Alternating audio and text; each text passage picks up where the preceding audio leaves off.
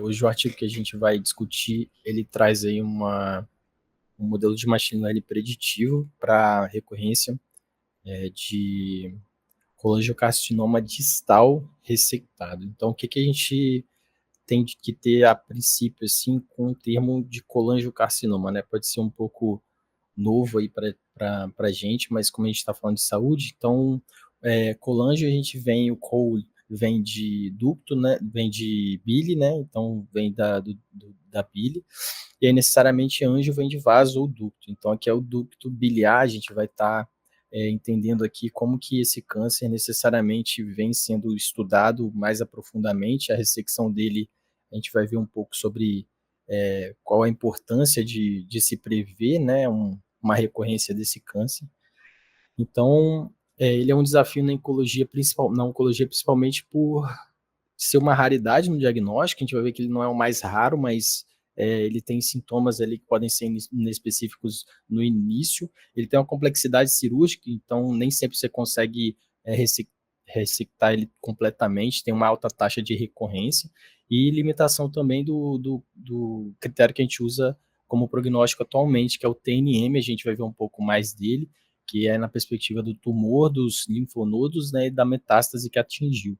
E as opções terapêuticas são limitadas. A gente vai ver que a maioria das vezes é a ressecção em si e que o medicamento, né, quimioterapia, não funciona muito bem. Então, o objetivo do estudo aqui é desenvolver e validar esse modelo preditivo de recorrência. Então, a gente vai ver muito uma perspectiva do tempo aqui, depois que foi feita a ressecção do colangiocarcinoma distal, usando algoritmos, então, de machine learning. Então, só para a gente ter uma visualização melhor aí de onde a gente está olhando dentro do fígado, nos ductos biliares, eu falei que ele não é o mais raro, porque a gente tem esse intraductal aqui, que ele é o mais raro ainda, mas necessariamente a gente vai estar olhando para o distal, que é no ducto biliar comum.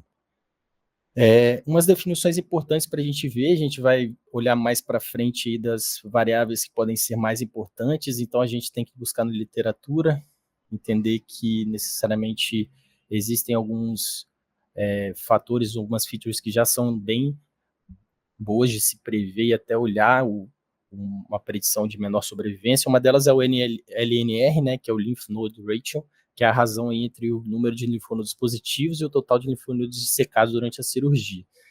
Já é sabido que maior do que 15% é um forte preditor, né, de menor sobrevivência livre de doença, quando a gente leva em consideração o tempo.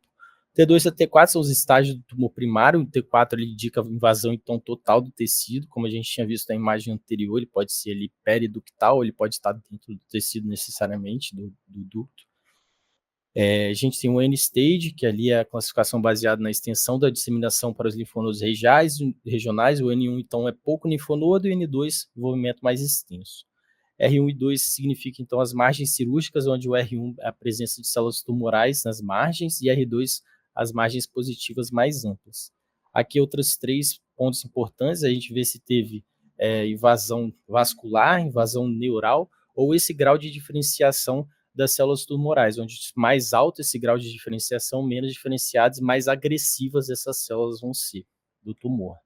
Então, esse estudo ele foi um estudo retrospectivo multicêntrico. A gente vai ver aqui que os participantes eles tiveram que passar por essa pancreatoduodenectomia com uma intenção curativa e em 13 centros ao redor do mundo. Então, foi Espanha, Dinamarca, Itália, Singapura, Suíça, Reino Unido e França. Tendo a Espanha como principal hospital, a gente vai ver ali mais na frente que eles não usaram ali o comitê de ética para o desenho de estudo por ser retrospectivo. Isso partiu da Espanha, que era o centro principal, né?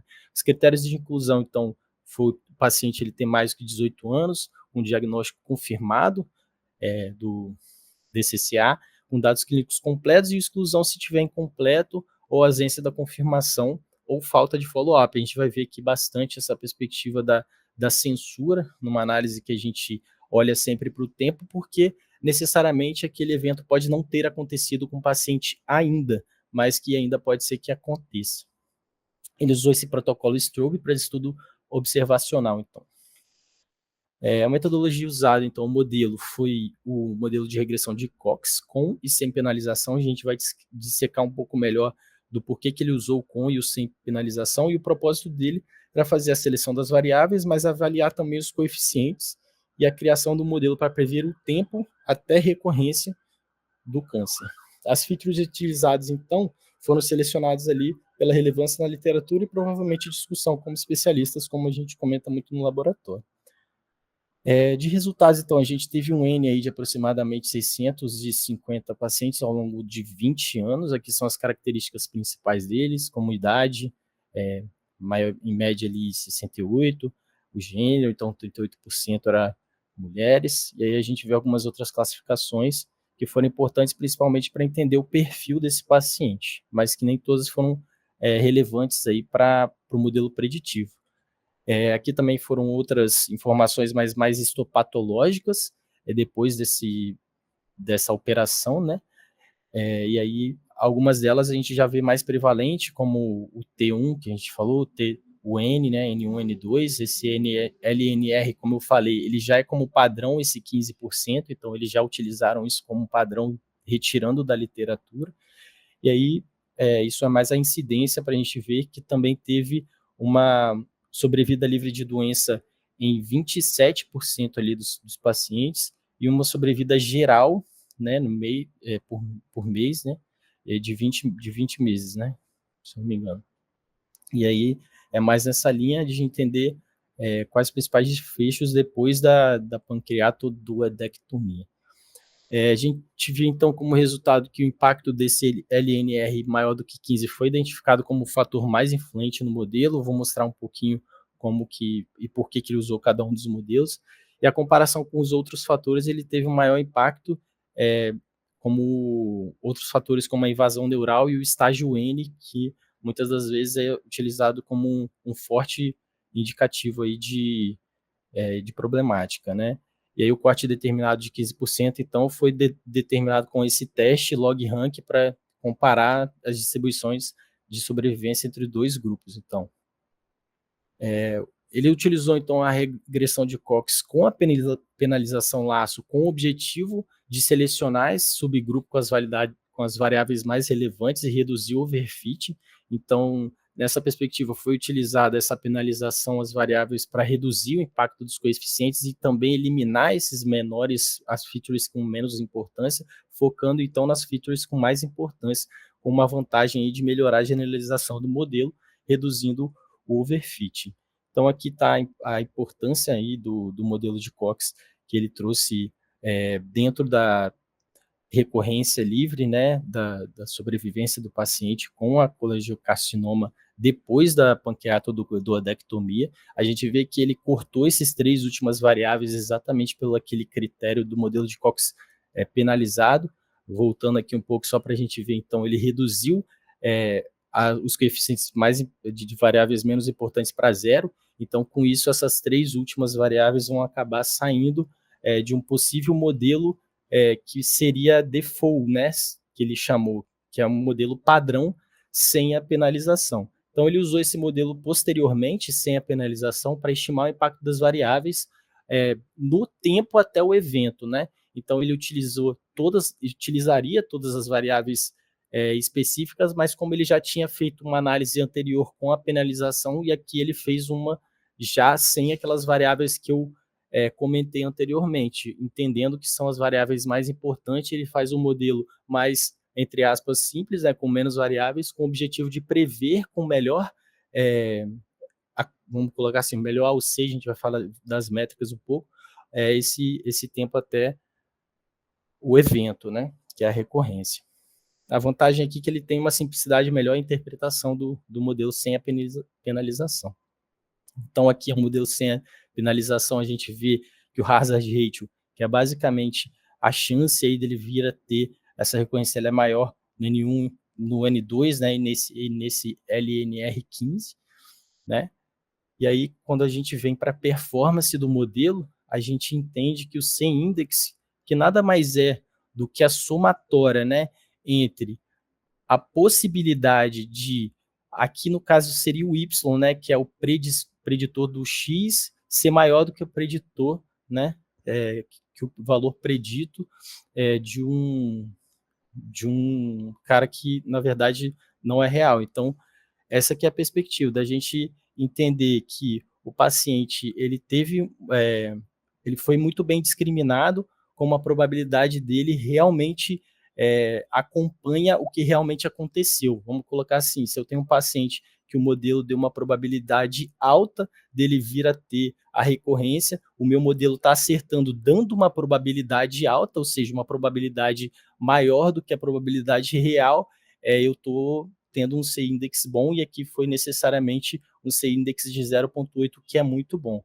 Ele também avaliou a área sobre a curva ROC, faltou o C-ROC aqui, né? Numa validação interna com 92%, e o de uma validação externa com 91%.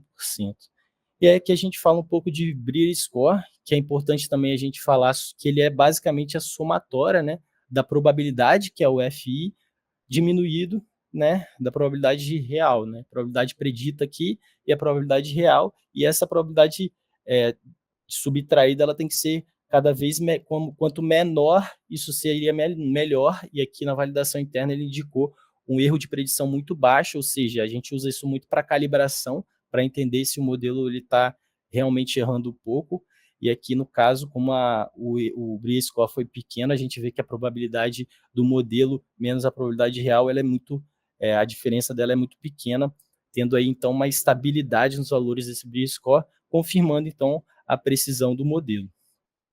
A relevância, então, do LNR se confirmou, né? É um forte preditor, a gente vê aí para a sobrevida livre de doença, e o impacto do machine learning aí, a gente vê que cada vez mais está trazendo uma análise multivariada, mesmo que com essa perspectiva do tempo e até da não ocorrência ainda de algumas doenças, né, por a gente não ter tido tempo ainda delas acontecerem, superando as limitações aí dos métodos tradicionais.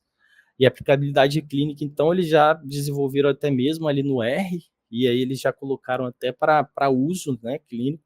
Após esse desenvolvimento, a gente vê isso se popularizando cada vez mais mesmo nos ambientes acadêmicos. Teve uma inovação aqui nesse artigo, que ele foi a primeira aplicação de machine learning modelos preditivos para esse colangiocarcinoma distal, né? E aí o benefício, então, que pode ser que melhore ali o tratamento personalizado e trazer um follow-up para esse paciente que necessariamente vem depois da cirurgia e não sabe necessariamente o risco que ele tem de vir a ter uma recorrência, e com essas ferramentas a gente começa a enxergar um pouco melhor não só o risco, né, mas também o tempo que ele pode vir a ter essa recorrência, né.